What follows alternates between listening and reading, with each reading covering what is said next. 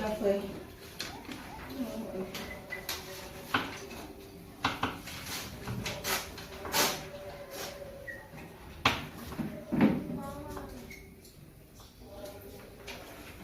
thème de ce jour, c'est le bois sec. Amen. Le thème de ce jour. Le thème de ce jour. Qui est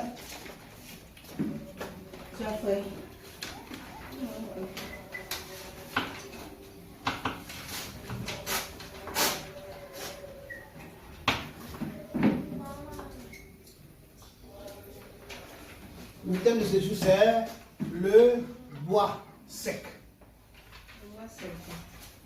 Amen. Tout le monde connaît ce qu'est bois et bois sec.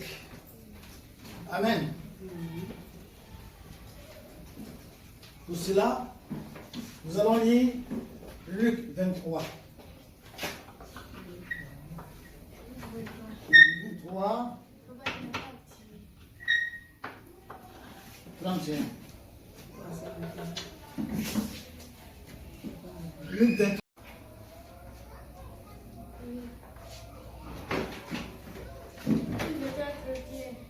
Car si l'on fait ces choses au bois vert, qu'arrivera-t-il au bois sec?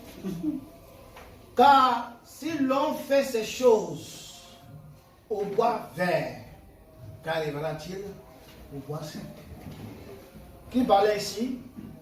C'est Jésus qui parlait ça. Il disait que si on fait ces choses, qu'est-ce qu'on lui faisait en ce temps-là? On était en train de le flageller. Alors, il dit que si on fait de ces choses au bois vert, qu'arrivera-t-il au bois sec? Donc, qu'est-ce que le bois? Amen.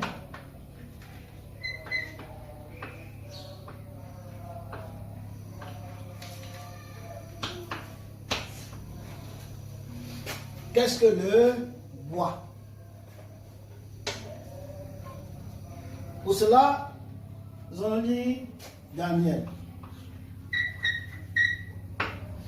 Nous allons lire Daniel 4, 10 à 12. J'ai dit la parole. Voici les visions de mon esprit.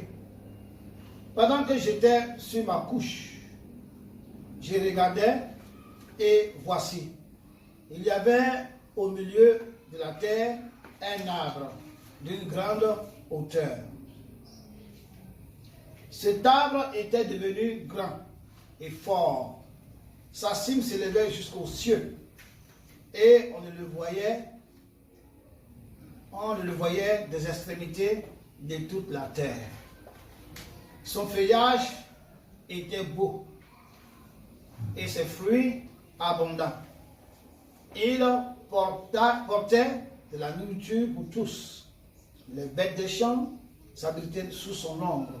Les oiseaux du ciel faisaient leur demeure parmi ses branches. Et tout être vivant tirait de lui sa nourriture. Amen. Ici, on parle d'un gros arbre. Amen. Qui portait de la nourriture, c'est-à-dire des fruits pour tous. On dit que ce gros arbre aussi était protecteur et apportait le bien-être à tous. On dit que son fruit était abondant. Le bien-être à tous et son fruit était abondant. Amen. Donc, quel est ce fruit, cet arbre?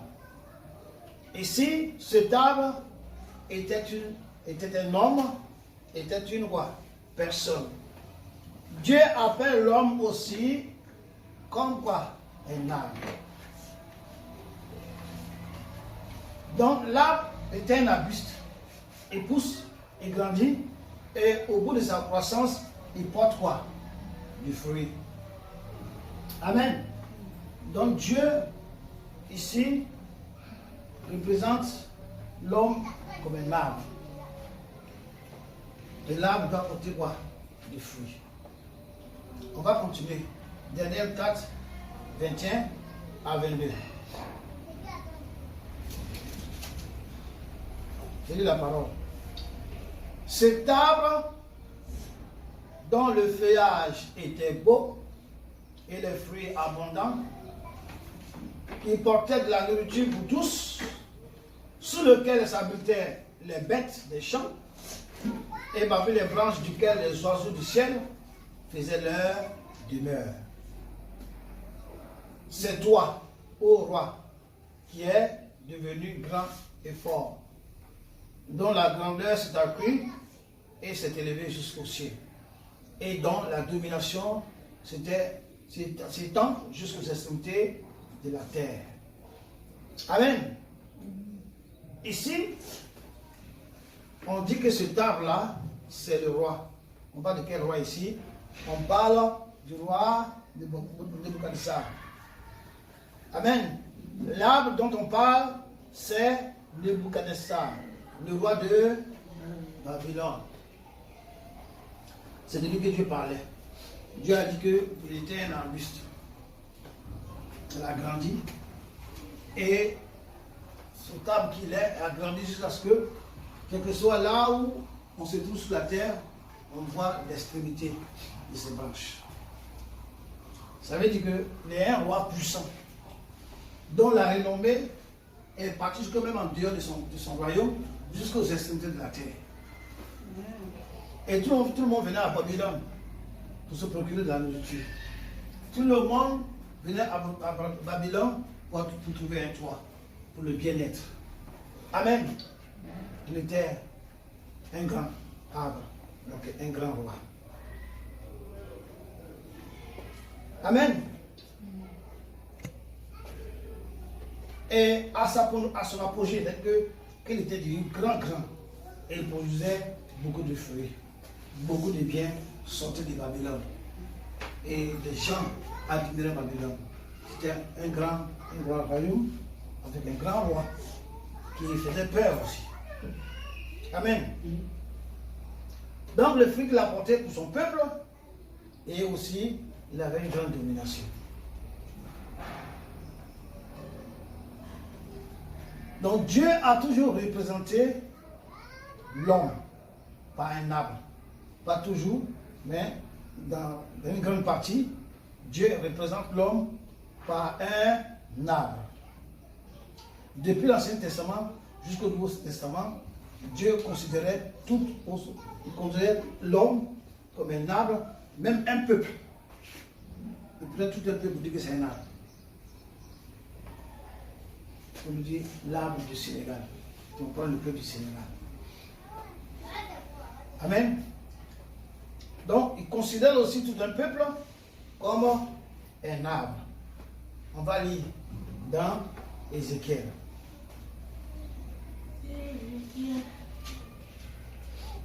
Ézéchiel 31, 3 à 7.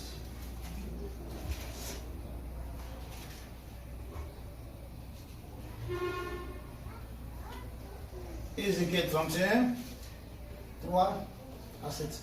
C'est long, mais on va lire quand même. Amen. J'ai dit la parole. Verset 3. Voici, la Syrie était un cèdre du Liban. Voici cèdre. Cèdre, c'est un arbre. Il pousse, grand arbre, géant. Amen. C'est un arbre qui est grand. Tu peux les couleurs verdâtres comme ça.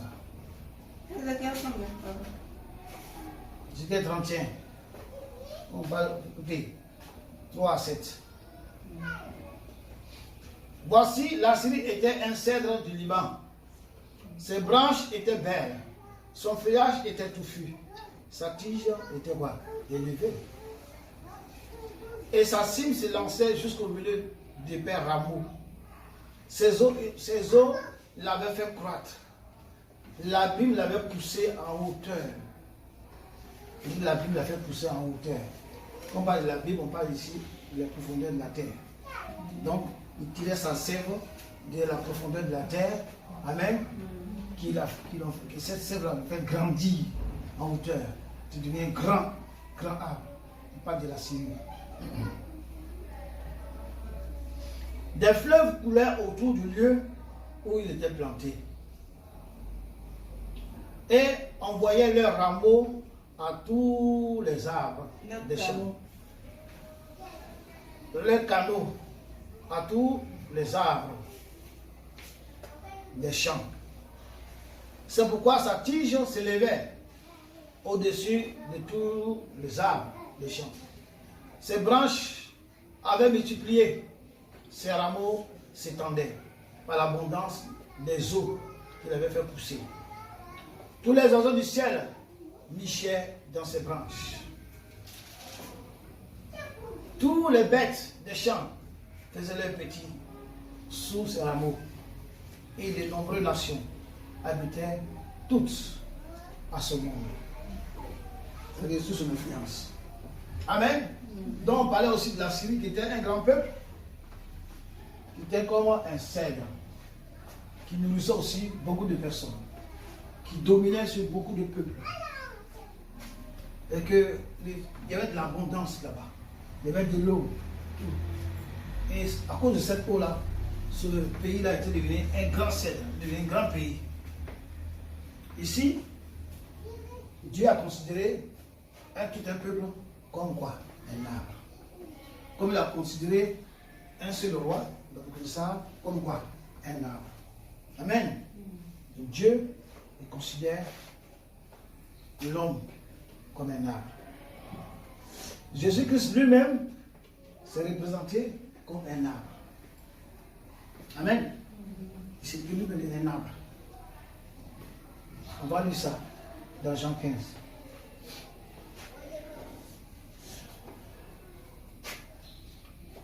Jean 15.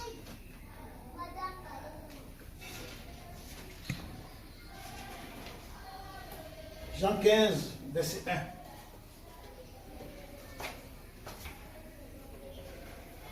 Jésus dit, je suis le vrai cep et mon Père est le vigneron. Donc il dit, je suis le vrai bois. Ici, le cep, ça ne parle de la vigne. Et son Père est qui? Le vigneron. Donc il s'est dit ici que c'est lui qui est la tige, le bois, et son Père, c'est lui qui plante, qui l'a planté. Donc il s'identifie ici comme un bois. Comme quoi? Un cep, comme une vigne. Amen. Comme un bois. On va au 5. Il dit, je suis le cep, vous êtes les sarments. Celui qui demeure en moi et en qui je demeure porte beaucoup de fruits. Car sans moi, vous ne pouvez rien faire. Donc il dit que celui qui est le bois, celui qui est l'arbre, et nous qui l'avons suivi, nous qui l'avons accepté, nous qui le prenons comme notre Dieu, nous sommes ses branches. Donc il est la colonne vertébrale qui porte les branches. Il est la tête. Il est la racine. Donc, il est le cep. Et celui qui veut porter des fruits doit être attaché à lui. Donc, toute branche qui n'est pas attachée à un arbre, cette branche va devenir. Il n'y a pas de nourriture, il n'y a pas de sève, et elle ne pourra pas porter de fruits. Elle va mourir, sécher. Donc, lui dit qu'il est l'arbre et nous considère aussi comme du bois. Amen. Il est l'arbre et nous sommes quoi? Le bois. Nous sommes les sarments. Les sarments, ce sont les branches du cep. Amen. Donc, il est le cep, il est la vigne et nous sommes les branches. Donc, sans la tige, la branche ne peut rien faire. Elle ne peut ni porter fruit, ni vivre même. Il va mourir de une sec. C'est ça qu'il parle. Donc, Jésus dit que lui, il est le tronc de la vigne. Et nous sommes les sarments, c'est-à-dire les branches. Donc, il faut que nous soyons attachés à lui, comme il a dit. Sinon, nous ne pouvons porter aucun fruit. En un mot, nous ne pouvons rien faire. Nous ne pouvons faire son œuvre. Donc, quiconque n'est pas attaché à Jésus, qui est l'arbre, et toi, tu es la branche. Donc, tout ce que Jésus appelle, et il dit que ce sont des branches. Et lui, il est quoi? La tige, l'arbre. C'est l'arbre qui donne quoi? La sève aux branches. La sève aux feuilles. Et c'est l'arbre qui fait que la branche porte du fruit. Quand tu vois un arbre, ce n'est pas le bois lui-même qui est arrêté, qui porte, mais ce sont les branches qui portent le fruit. Et il dit que lui, il est là, il est le bois lui-même. Il est l'arbre. Et nous sommes quoi? Ces branches. Donc, sans lui, qui est l'arbre, nous ne pouvons pas porter des fruits. Effectivement, quand tu rentres dans la nature, il y a des choses. Tu ne peux pas voir une branche comme ça et puis ça commence à porter du fruit. Non, il faut que cette branche soit attachée à un arbre. Amen. Il faut que cet arbre soit greffé à un arbre. Donc, Jésus-Christ est le bois, la tige, et les Juifs, ce sont les sarments. Amen. Et nous, les nations, nous aussi, nous sommes les sarments qui ont été greffés.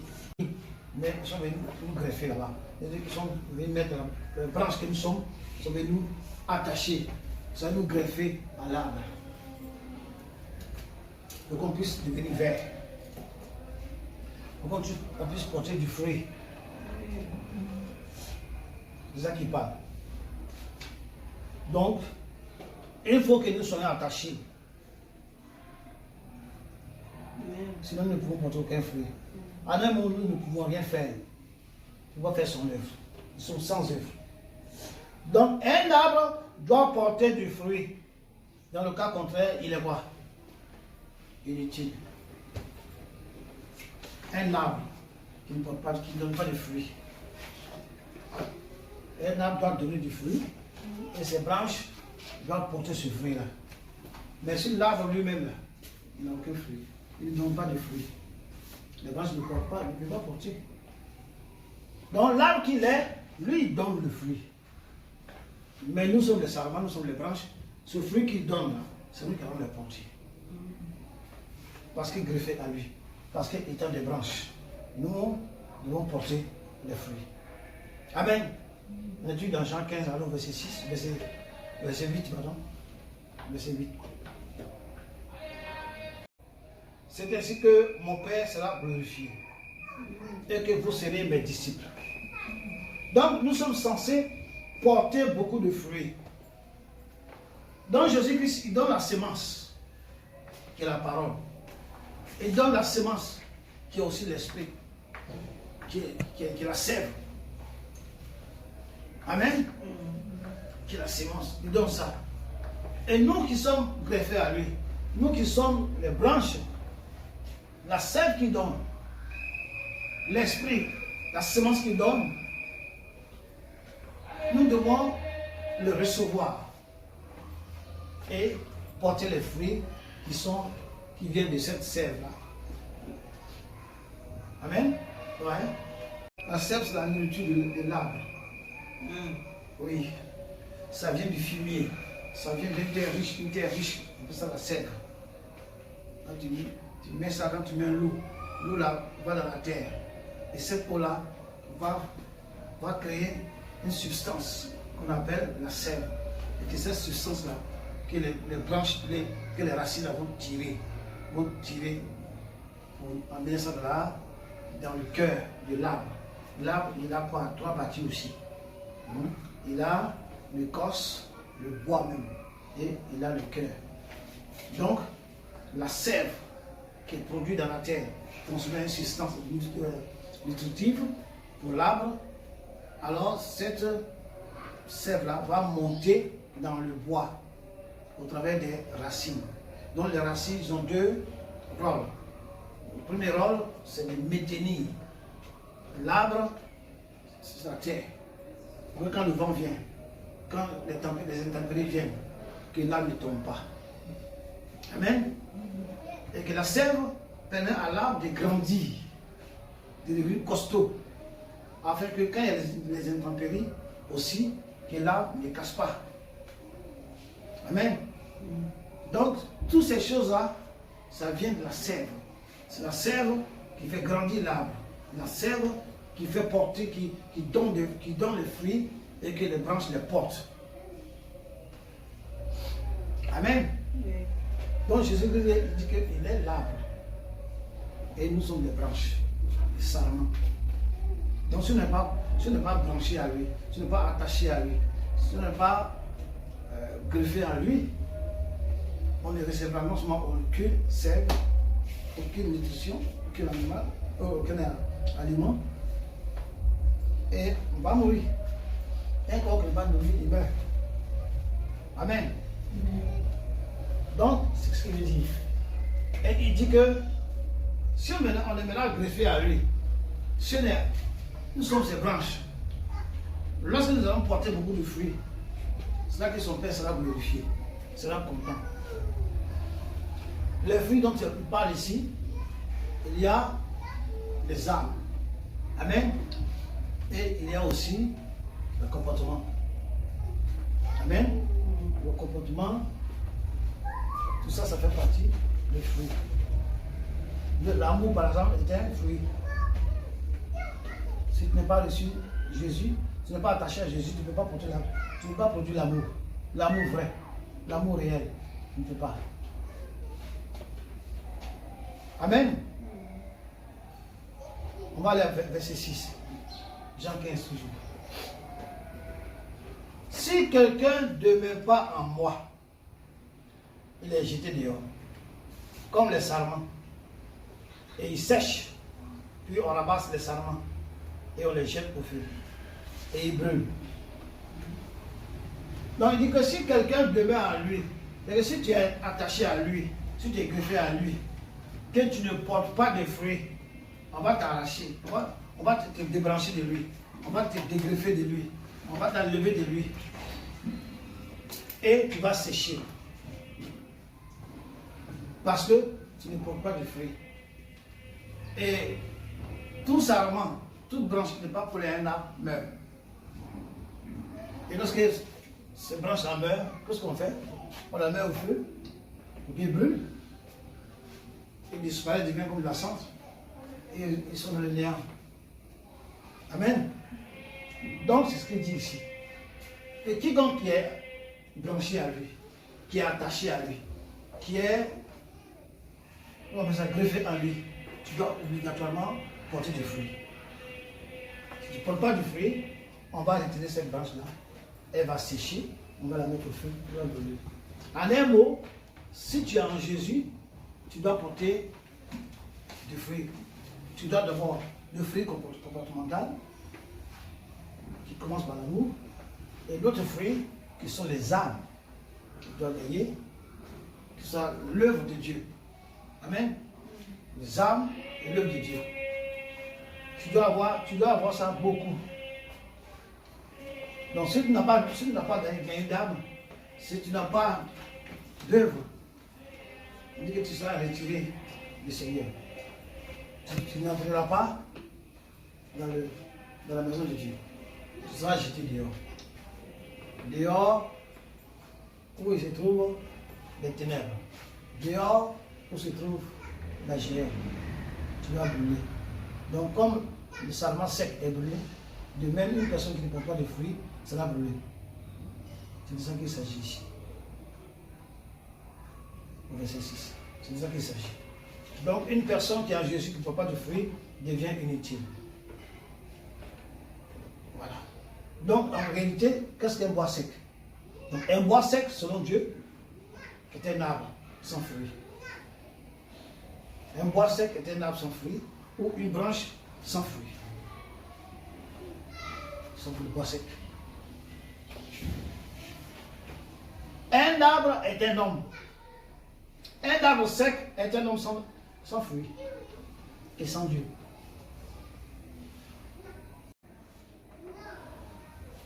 Un homme détaché de Dieu, c'est ça qu'on appelle un bois sec. Un arbre sec est un homme sans Dieu, sans Christ. Ou alors est un homme détaché de Christ. Tous les gens, les païens, ils n'ont aucun fruit, ils ne portent pas de fruits. Ce sont des bois secs. Donc, le premier verset qu'on a dit que si on fait cela au bois vert, qu'arrivera-t-il au bois sec?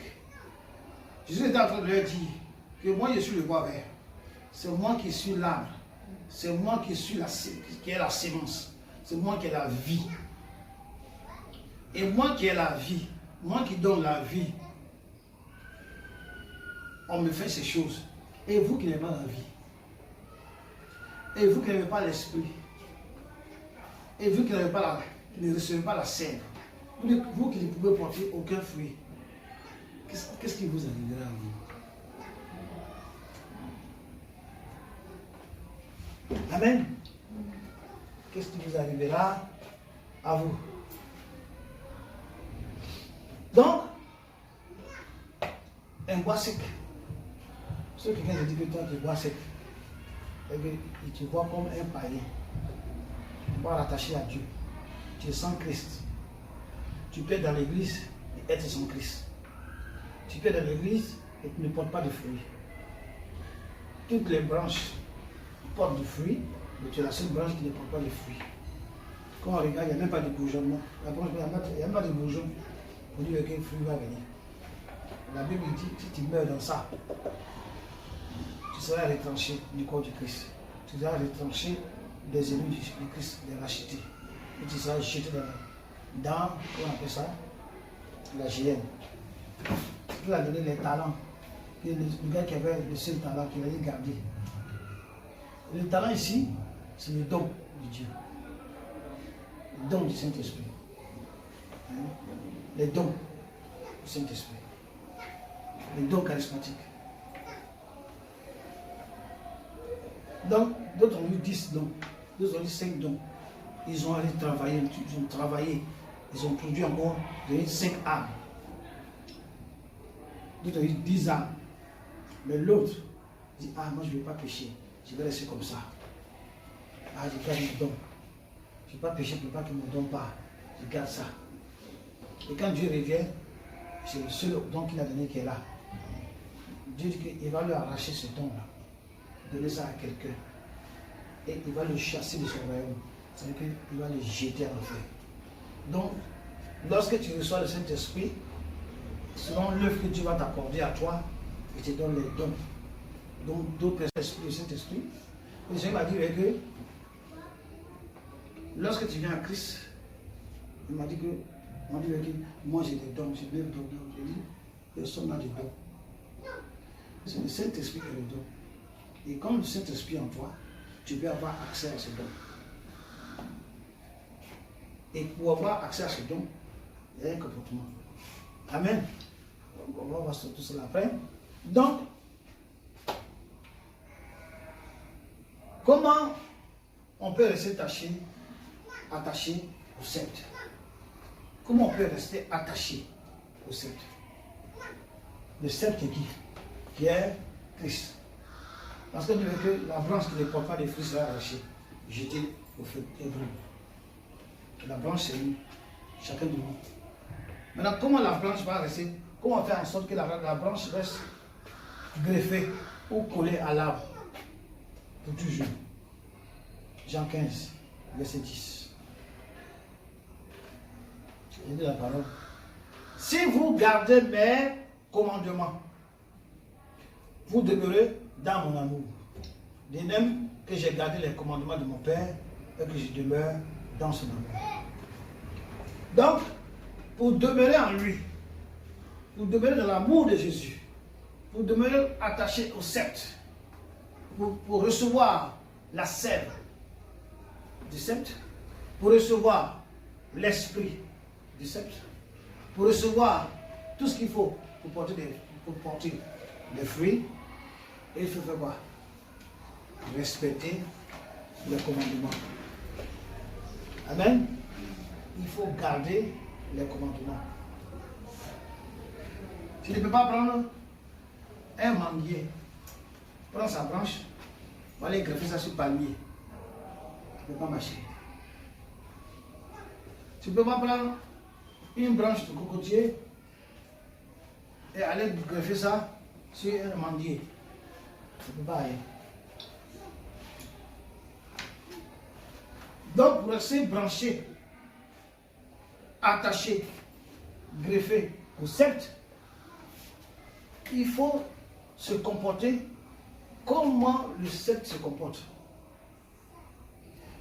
Si tu es resté branché, attaché à Christ, il faut obéir à ses commandements qui sont les reflets de sa vie. Et le reflet de sa vie, c'est quoi? L'amour. Donc, lorsque tu demeures en lui, ça veut dire que ses commandements sont en toi. Et si ses commandements sont en toi, ça veut dire que l'amour aussi est en toi. Donc, si tu gardes ses commandements en toi, ça veut dire que tu gardes son amour en toi. Or, sans l'amour pour quelqu'un, on ne peut rien faire pour cette personne. Vous voyez, les blancs, ils sont racistes. Il est de nature aimant. Amen. Mais ce sont les vicissitudes, les difficultés de la terre aujourd'hui qui fait que l'homme noir commence à hériter les caractères des blancs. Et même cela, l'homme noir est toujours bon. Lorsque tu arrives dans la maison de quelqu'un, un noir, si elle a la nourriture, il t'appelle. Mais chez les blancs, ce n'est pas comme ça, il faut annoncer avant d'arriver. Donc tu ne peux pas manifester de bons gestes. Tu ne peux pas manifester de bonnes choses en faveur de quelqu'un si tu n'aimes pas la personne. Tu détestes la personne, tu ne peux pas donner des choses.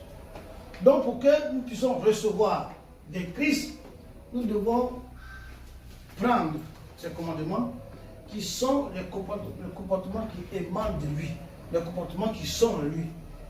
Quand il ne volera pas, Christ ne vole pas. Quand il ne va pas mentir, Christ ne ment pas. Quand il ne prend pas la femme de quelqu'un, Christ ne prend pas la femme de quelqu'un.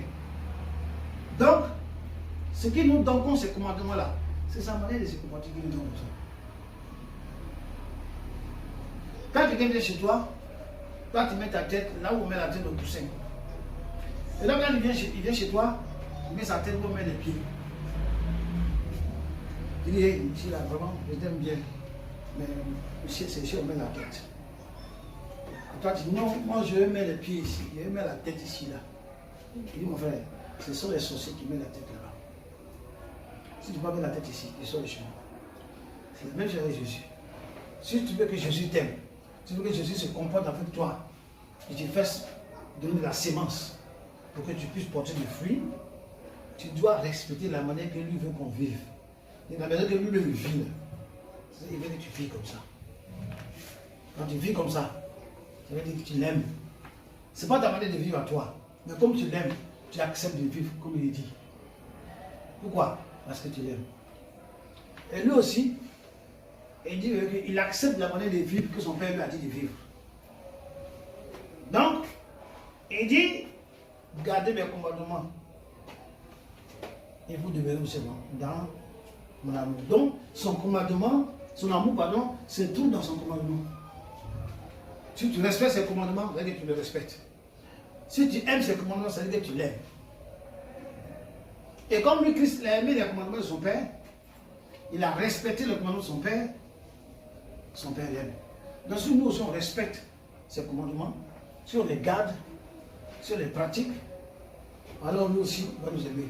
Parce que son amour se trouve dans les commandements. Amen. Donc celui qui demeure dans le commandement de Christ, demeure dans son amour. Parce que lui, son amour est dans le commandement. Tu penses que tu aimes quelqu'un, mais tu ne respectes pas ce qu'il dit. Une femme qui est au foyer, elle dit qu'elle aime son mari, mais tout ce que son mari dit, elle ne respecte pas. Est-ce qu'elle aime son mari? Non. Parce que l'amour dit dans dans 1 Corinthiens 13, dit que l'amour ne calcule pas. L'amour ne calcule pas. L'amour ne juge pas. Quand tu aimes quelqu'un, on lui dit, il n'est pas bon, ça fait rien, je l'aime quand même. Des fois, la réalité n'est pas bon. Mais l'amour fait que tu ne juges pas. Donc, les commandements de Christ sont l'amour de Christ. Et l'amour de Christ se trouve dans ses commandements. C'est une manière de vivre. C'est tout. Et il nous demande de vivre de cette manière-là. Et si on vit de cette manière-là, il va nous aimer automatiquement. Christ doit être notre premier amour. C'est que le comportement que nous devons adopter, nous devons abandonner nous-mêmes notre propre comportement et adopter le comportement de Jésus. Adopter sa parole, aimer ça. Donc lorsque tu adoptes sa parole, tu aimes sa parole, tu aimes ce commandement, alors Dieu dit que tu l'aimes premier. Parce qu'il est premier. Si tu dois faire deux choses, et que dans ces deux choses-là, il y a quelque chose que tu dois faire pour Dieu, pour Christ d'abord, tu dois faire pour Christ et faire pour toi. Comme tu obéis à ses commandements et son amour en toi, son amour va te pousser à faire ce qu'il veut là d'abord, premièrement, avant de faire l'autre. C'est ça qu'il parle. Donc, si nous abandonnons ce premier amour, nous quittons Christ. Nous quittons son amour. En un mot, si nous abandonnons ses commandements, qu'est-ce que je veux dire? Si nous abandonnons ses commandements, alors son amour n'est plus en nous. Parce que son amour se trouve dans ses commandements. Et si tu laisses ses commandements, c'est comme tu laisses. C'est pas comme tu laisses automatiquement aussi son amour. Et si tu laisses son amour, c'est tu l'as laissé lui-même. C'est du français, plus le simple.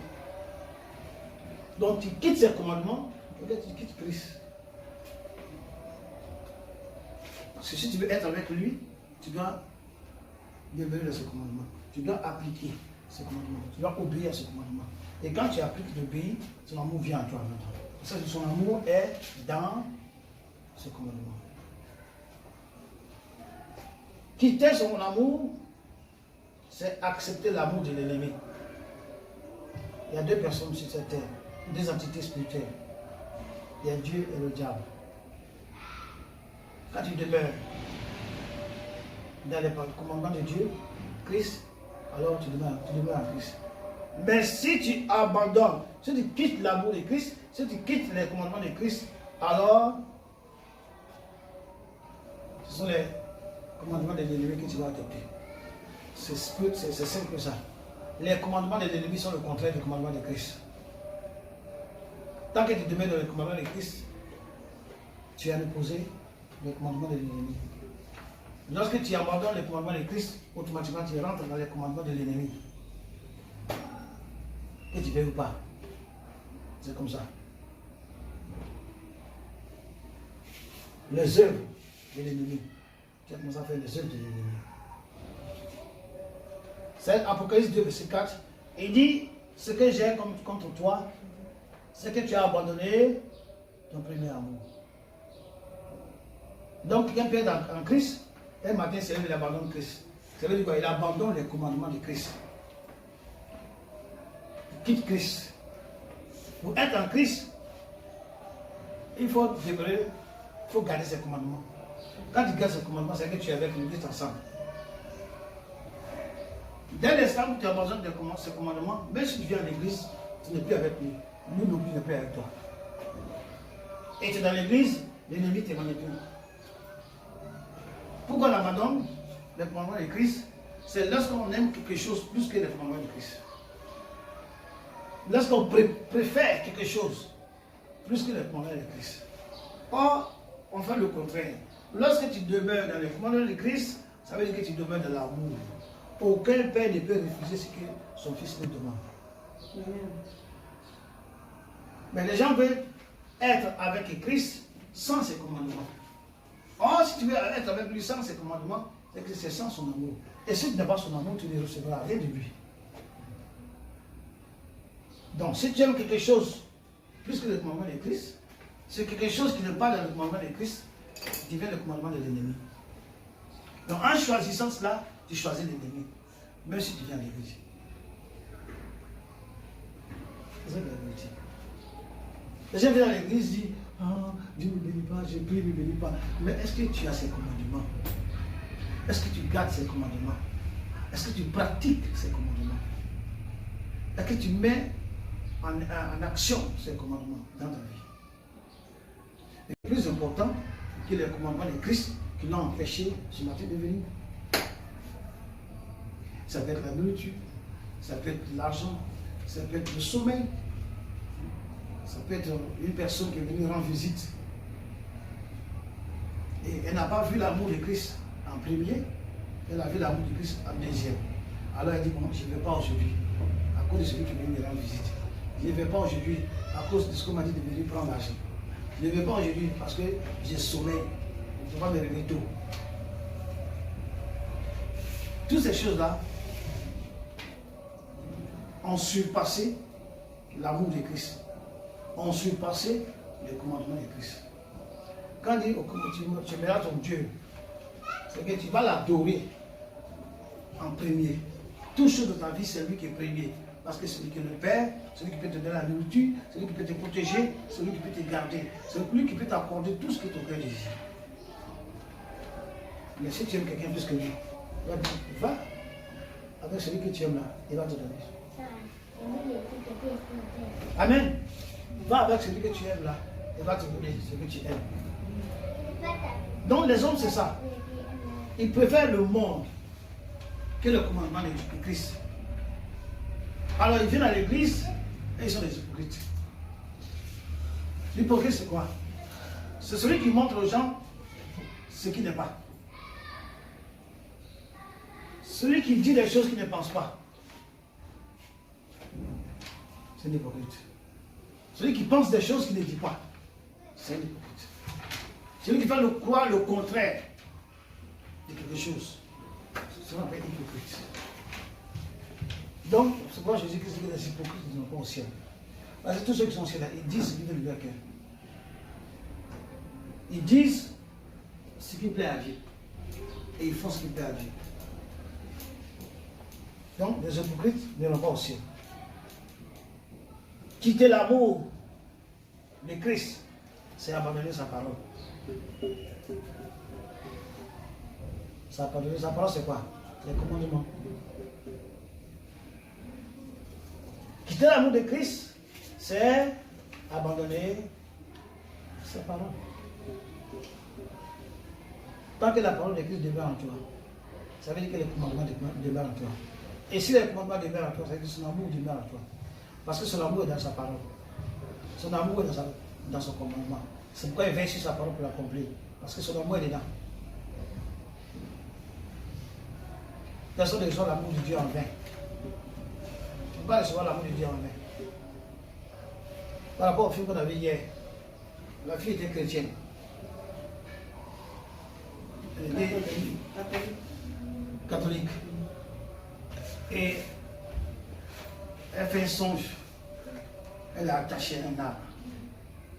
Qui m'a attaché, c'était pas dans le songe. Et un ange vient. Il dit, il faut naître de nouveau.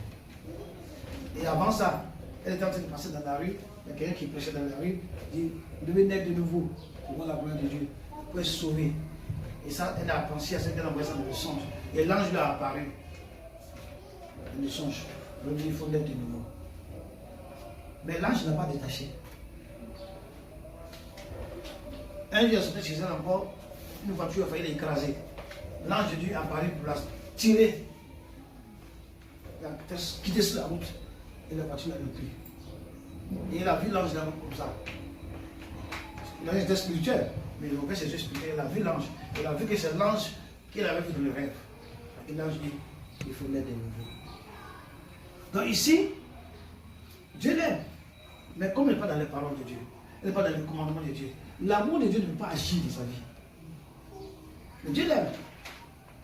Mais il ne peut pas manifester son amour pour la sauver, pour la détacher. Elle est dans les chaînes. Quelles étaient ces chaînes? C'était des chaînes de la religion. Il faut dire de nouveau, dit non, il dit moi je suis déjà baptisé depuis que j'étais petit. On dit, il faut te confesser. Ah, moi, je le confesse à au curé, mais quoi. Tous les dimanches, je vais le confesser. Est-ce que c'est le curé qui est en Dieu? Amen.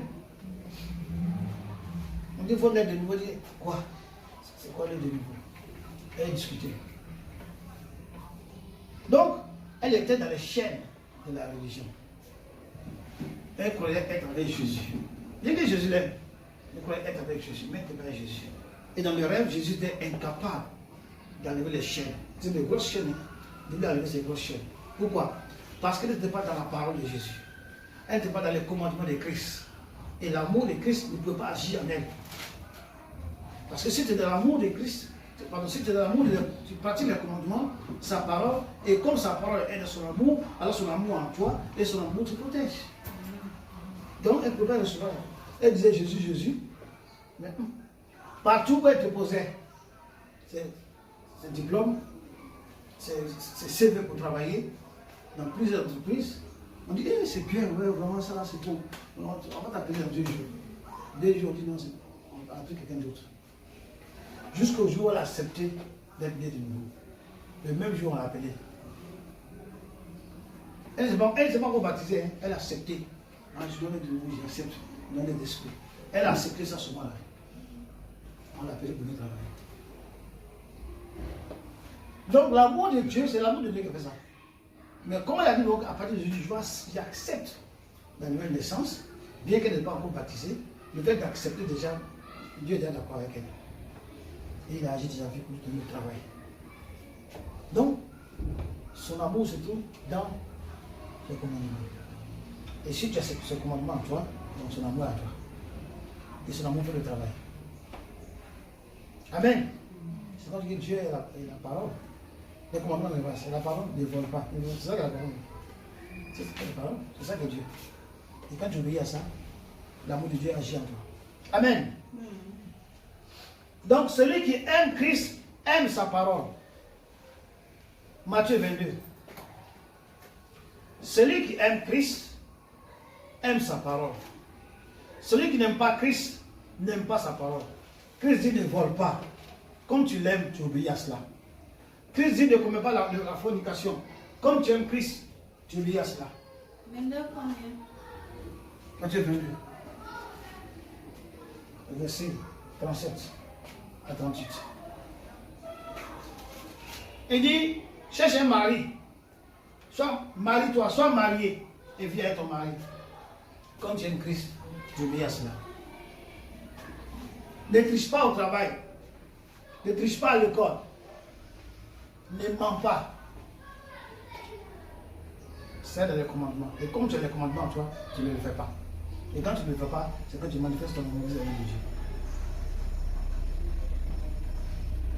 Tout commandement qu'on enfreint, qu'on le sache ou pas, freine la main de Dieu. Si tu commets un péché, non parce que tu ne connais pas, tu ne sais pas que Dieu va agir.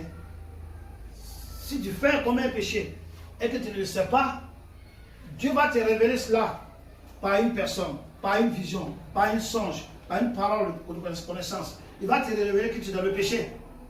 Et pour cela, il ne peut pas agir dans ta vie. Il y a beaucoup de femmes qui disent, ah, il faut te débrouiller. Ils disent, ah, mais moi, j'ai pris Dieu m'exauce. J'ai pris Dieu. Oui, tu pries Dieu, Dieu t'exauce. Mais l'exaucement de Dieu, le plus grand exaucement de Dieu, c'est la vie éternelle. Personne n'est parfait. Mais comme nous sommes le Christ, nous lisons sa Bible, nous la méditons, et chaque jour que nous la comprenons, nous mettons sa parole en pratique.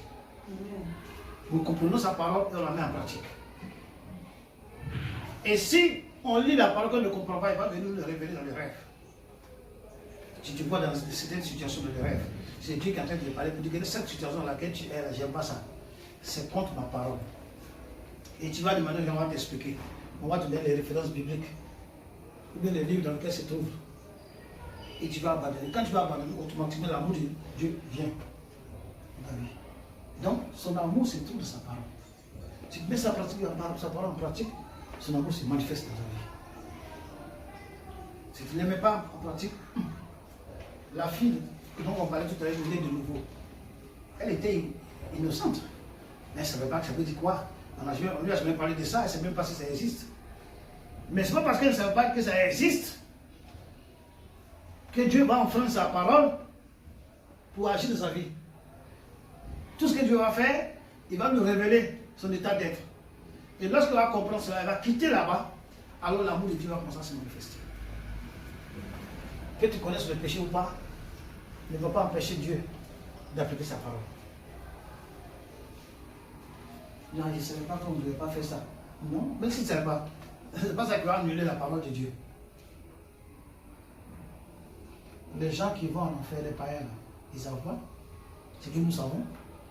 Et c'est pas, ou bien parce qu'ils ne savent pas ce que nous savons, que Dieu va dire, ah, comme ils ne savaient pas, non, je dois les avoir parlé. Non. Non. C'est pourquoi il a envoyé les évangélistes. Il a envoyé les apôtres pour aller créer des églises, pour aller évangéliser. Amen. Moi, je suis un évangéliste. Ce qui n'est pas mon travail, si vers là-bas, je vais avoir des problèmes. Allez sur la route, au final, je suis. Quand on me pose une question, tout ce que je connais va disparaître. Parce que ce n'est pas mon canal.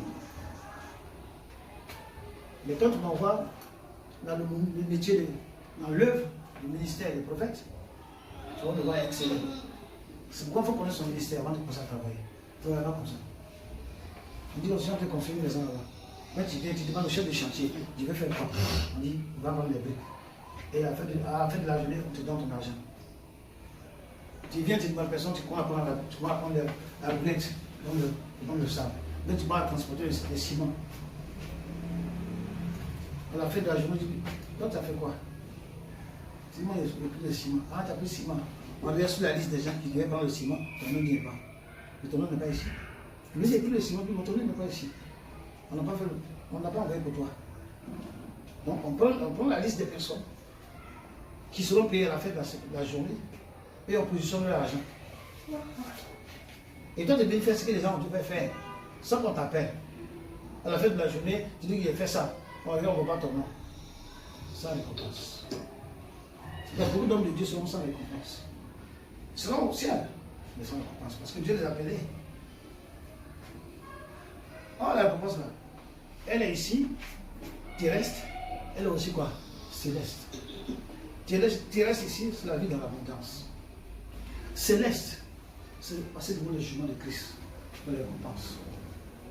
Donc si tu n'es pas là où tu dois faire ton travail, tu fais le travail comme ça. Non seulement tu ne vas pas rentrer dans l'abondance terrestre, au jour le trône de Jésus-Christ, le jugement de Jésus-Christ, tu n'auras pas de récompense. La chose que tu vas bénéficier, la vie éternelle. Et sans récompense. C'est pourquoi connaître où on t'a appelé pour travailler, pour ne pas que tu travailles en vain. La Bible dit que ceux qui gardent sans Dieu, ils gardent en vain. Ceux qui travaillent sans Dieu, ils travaillent en vain. Si Dieu ne t'a pas appelé à faire quelque chose, tu fais la vie inutilement. Tu vas en faire. Parce que tu vas mourir même en dehors de la volonté de Dieu. Amen. Donc celui qui n'aime pas l'esprit, celui qui n'aime pas Christ, aime l'ennemi. Matthieu 23. Amen. 37 à 38. J'ai lu la parole. 37 à 38. Jérusalem, c'est ça, non? Oui. 23. Jérusalem, qui tue les prophètes et qui lapide ceux qui te sont envoyés. Combien de fois avais-je voulu rassembler les enfants comme une poule rassemble ses poussins sous ses ailes, et vous ne l'avez pas voulu. Voici votre maison, vous serez laissée déserte.